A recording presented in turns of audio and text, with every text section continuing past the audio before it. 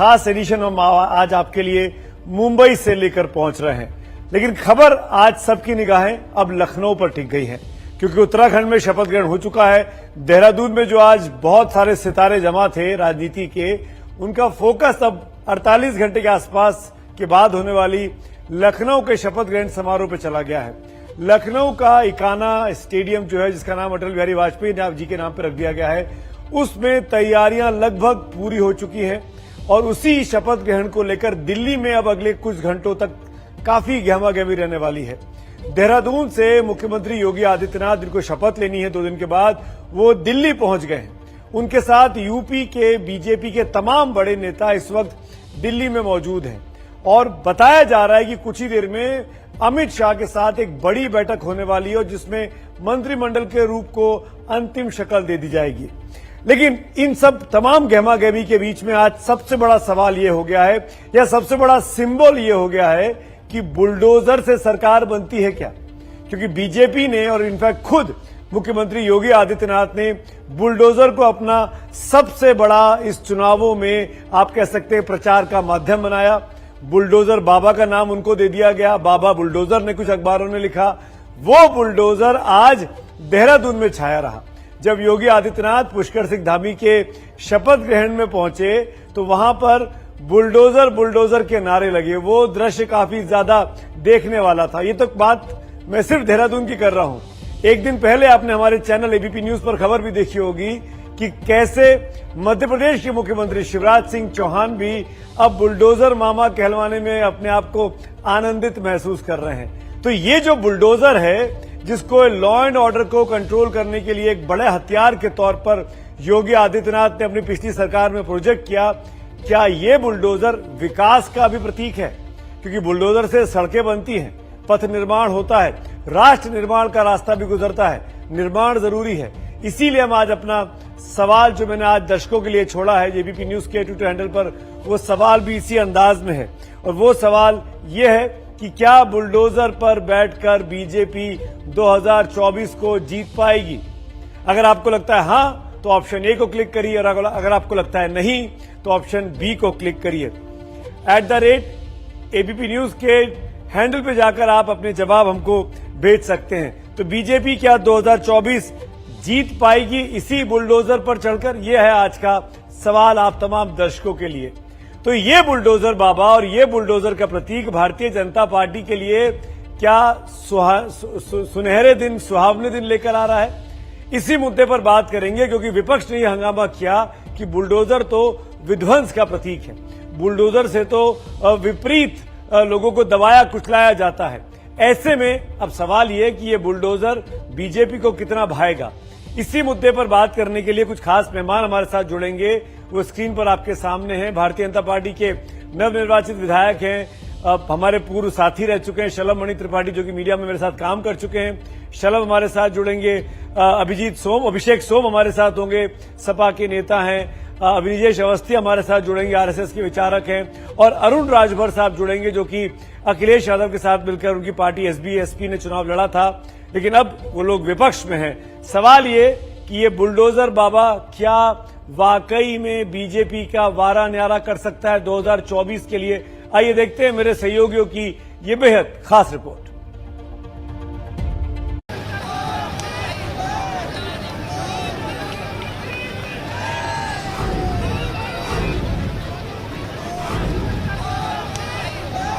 मैं पुष्कर सिंह धामी शपथ ग्रहण पुष्कर सिंह धामी का कि मैं विधि द्वारा स्थापित भारत के संविधान के प्रति सच्ची श्रद्धा और निष्ठा रखूंगा।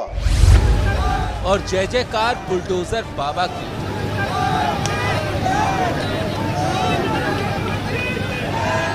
योगी आदित्यनाथ जहां जहां जाते हैं, उनका बुलडोजर उनके आगे आगे वहां पहुंच जाता है। बुलडोजर अब सख्त कानून व्यवस्था का प्रतीक बन गया है और योगी इसका चेहरा।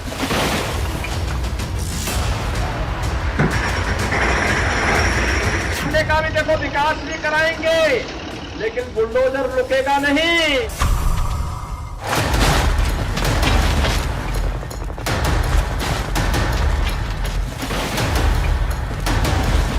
माफिया के ऊपर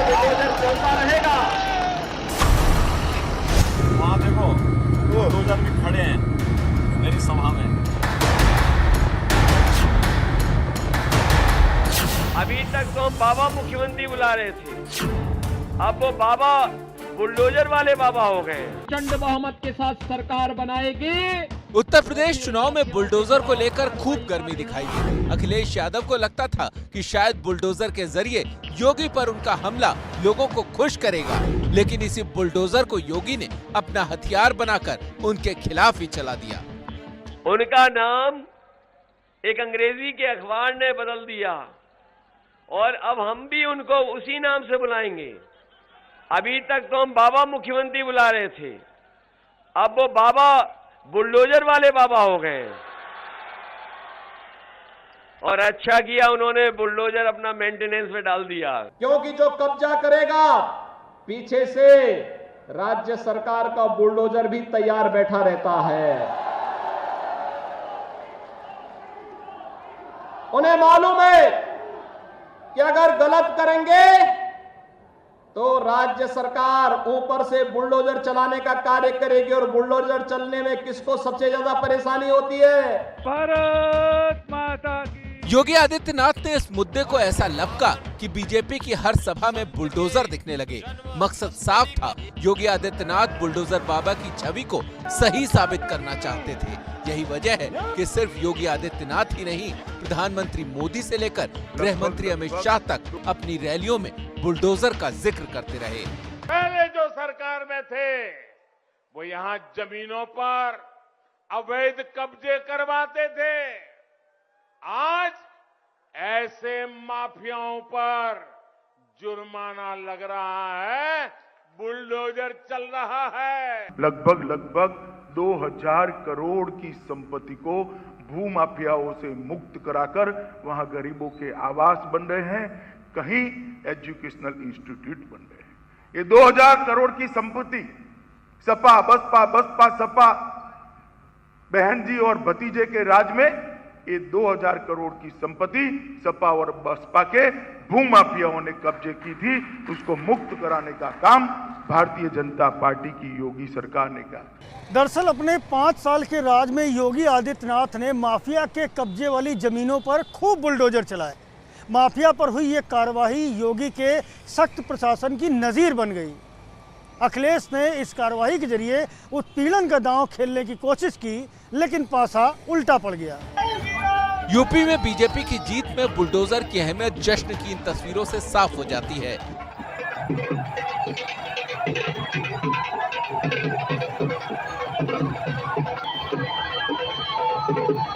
बीजेपी कार्यकर्ता बुलडोजर पर बैठकर जश्न मना रहे थे।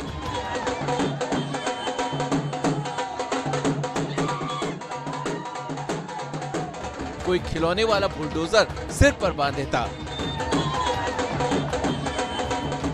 कोई मेहंदी में बुलडोजर बनवा रहा है, तो कोई बुलडोजर का टैटू बनवा रहा है।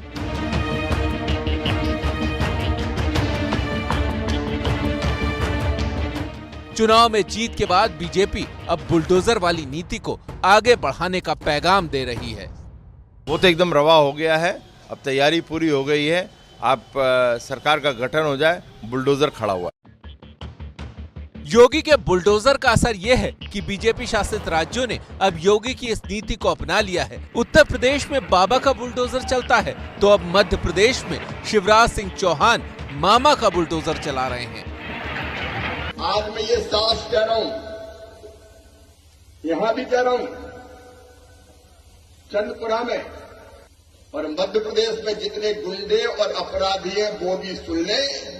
अगर गरीब कमजोर की तरफ हाथ उठा तो मकान खोद के मैदान बना दूंगा, मैं चैन से नहीं रहने दूंगा किसी भी चीज।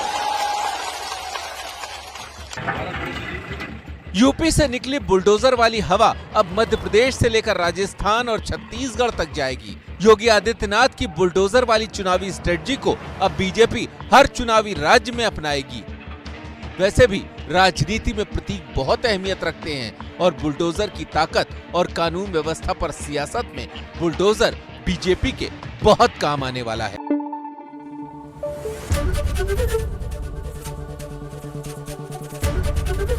एबीपी न्यूज आपको रखे आगे।